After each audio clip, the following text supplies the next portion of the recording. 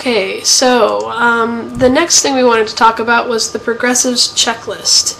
And this week on the Progressives Checklist, we want to talk about the Homeland Tours. I see someone named Dad just came in and says hi. It'd be really funny if that actually is my dad, because I was going to mention some information I got from him in this segment.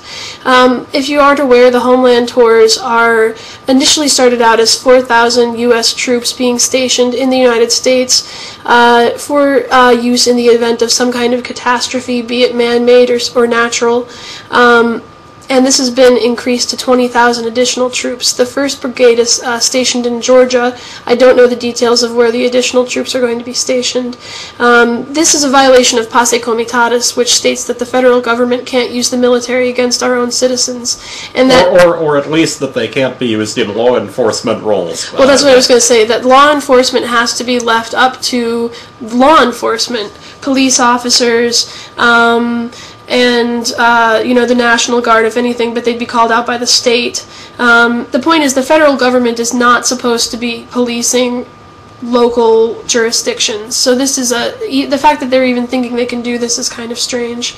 The Pace Comitatus started in the late 1800s, but in 2005, the John Warner Defense Appropriations Act, I think it was 2005, totally gutted Pace Comitatus, and then later it was looked at again, but it's been left kind of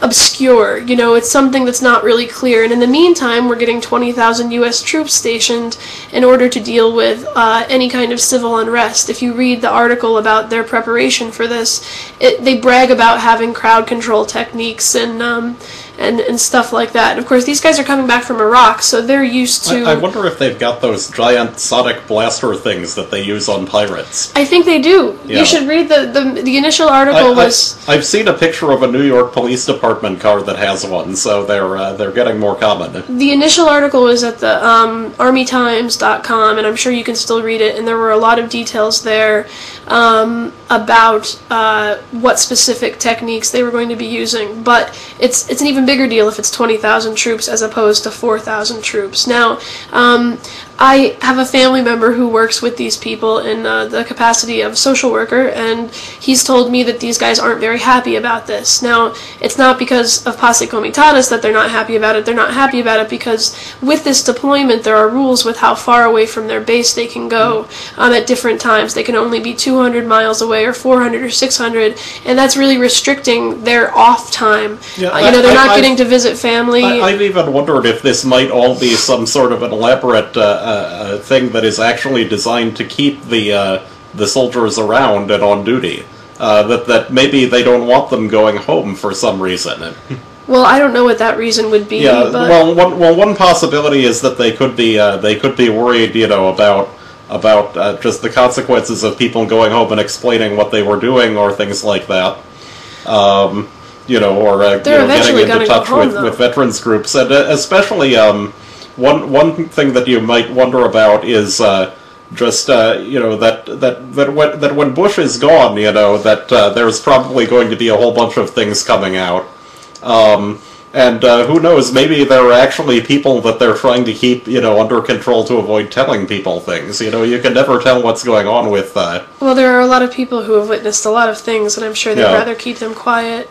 We're getting very little connection right now, so I apologize if there's lag. I'm guessing there probably is some. I'm going to stay on it and try to keep it from getting too bad.